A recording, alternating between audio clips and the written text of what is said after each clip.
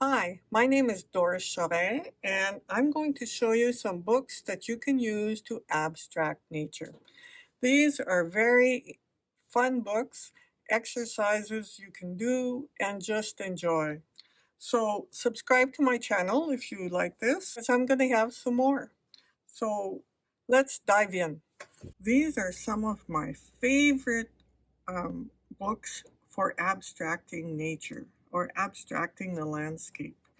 So this one, Powerful Watercolor Landscapes. It's all about watercolor, but really, when it comes down to it, it's about abstracting nature. So this author, Catherine Gill, does a great job of explaining the different components to a painting. So she gives us examples, different styles, different ways of looking at nature, and then she starts explaining the important parts, how you should do a value sketch. Always do a sketch before you get going. Notice you go from very complex to very simple in the sketch, and that's the first step to abstracting nature. Then she talks about values, how you simplify the values as well. And she goes on and covers all kinds of different ways to abstract your shapes. Like this is very abstract. So you simplify not only the shapes, but the colors.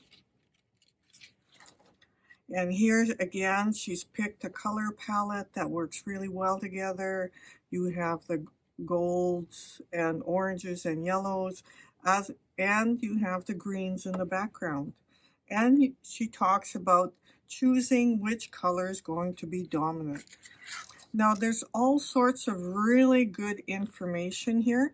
Don't think of it as much as a watercolor book, but as a book on how to simplify your painting. That's how I took this book. It's really wonderful. So she does the sketch, she picks the drawing hues, like the different colors, she picks the view. How is the view going to be mostly sky or mostly land? And then all kinds of different elements. So this is one color palette. This is a different color palette. Very interesting. You can do this. She talks about the way to arrange the shapes. Don't put them all equally spaced like this. Bunch them together. Have one small, one big. Don't have a really flat horizon line. Break up the horizon line. Even though your photo shows one thing, you can change it because you're the artist. So this is another variation, sketch, photo, and finish painting. And it's very simplified. So this is the first step, I think, is turning to this book and checking out what this Catherine Gill has to offer. She offers great advice on simplifying not only shapes, but colors, arranging the shapes, putting them together so they look good. These are all very important steps to abstracting the landscape. And I just love this book. It gives so much good advice that it'll make abstracting your work so much easier. So just carefully go through the book and check out the advice. Here again, she points out which is going to be more important. How many light values, how many medium values, how many dark values. Important advice, and very, very essential when especially when you're abstracting the landscape, because there you're looking at only shapes and colors and the way they're arranged. And it's a wonderful book for that. She talks about the color palettes, making greens, all kinds of different ways to simplify your painting. Now, isn't this simplified? So you have a dominance of green, you have a dominance of lights surrounded by darks, You have a complementary color, which is a reddish color to go with the green. The shapes are all very simplified, but it reads like a landscape. So there's all kinds of wonderful advice in here that you can use to get yourself started towards abstracting the landscape. At the end here, she shows different steps that and how she paints a painting and how to get to the final product. It's a wonderful book, and I hope you get this one. Now here's a completely different book. It talks about abstracting the landscape and nature, but using a very different style. Beautiful work. It shows how to paint with a sponge, how to cut up your sponge, arrange it, how to be influenced by different parts of nature. Here's a sample of using a sponge and how to do that, step by step, until you end up with a beautiful product. Again, using a sponge. You would never believe this is a sponge that did this. And again, different samples on how this is done. So this is really well illustrated. It gives you different examples all the way through. There's also examples on how to use spray paint with your sponge. So you can use different colors. Notice this person uses color values, very similar to the first book that way. And combining spray paint with the sponge. So you can end up with some wonderful results just using a sponge. This is a really fun technique, and it would be fun to try. And here there's a step-by-step process on how you can follow along and do it yourself and end up with a really wonderful product. And this painting book I like also. And this is Painting the Impressionist Landscape. And it shows flowers, different landscapes that you can use. And again, it's not so much about abstracting, but simplifying. So through this book, you can learn how to just simplify your shapes, arrange your design, find ways to make it simpler.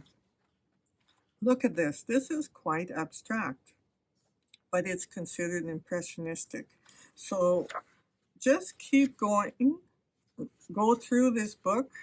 There's a lot of flower paintings, if you like flowers. And near the end, there's a step-by-step process.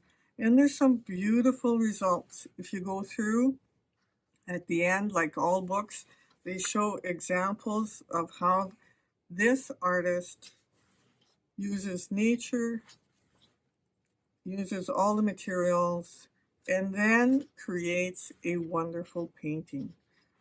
This is abstract, really. I'm not sure why they called it impressionistic. It's really simplifying your shapes, creating a mood and an effect. And the end product is awesome. So enjoy this book. This is a really good book. My favorite is actually this one, Abstracting Nature, by Walter Nawartil. I'm sure I didn't say that right. But if you go through this book, it shows texture. I love texture, so this is a good one for me. And it goes through the painting technique, so you can see different ways that this person uses nature and abstracts it. And it's a really good way. So first, the inspiration, then the paintings and how these are put together. So again, a simplified color palette. And if you keep going, you can see how it gets more and more abstract. And this is the part that I love. the brush strokes, the texture. Again, a wonderful abstract here. There are still some elements of nature that are there, but it again deals with the very same thing we dealt with in the very first one. It deals with simplifying, taking a visual and then simplifying it so that you end up with nature. And it becomes very abstract. Now, let's see. We'll go through here. So as we go through the book, it gets more and more abstract. So it talks about letting the paint run and then just choosing elements to highlight. It's a very interesting book. Mostly I love the texture part, and that's the part that I like. And it simplifies very easily how to do different nature scenes, but in an abstract format. So again, this is very abstract. So it's a completely different style, but it's a wonderful book. And I love the end result. Here, this is a very abstract painting where leaves were added, a flower that's abstracted, more flowers here. Look at this one. It's very abstract with just a few elements that we recognize. And again, very simplified elements with a very abstract background. So it would be, we read these as flowers, but they could also be just shapes. And this is a tree, because we know we're dealing with nature, but at the same time, it could be an abstract. So this is a wonderful book too, Abstract Nature. I call it Abstracting Nature. So these are 4 books that are great resources for you to look up. Now I'll put the names and the titles below so that you can actually look them up and find them. So that's it for now. Have fun painting.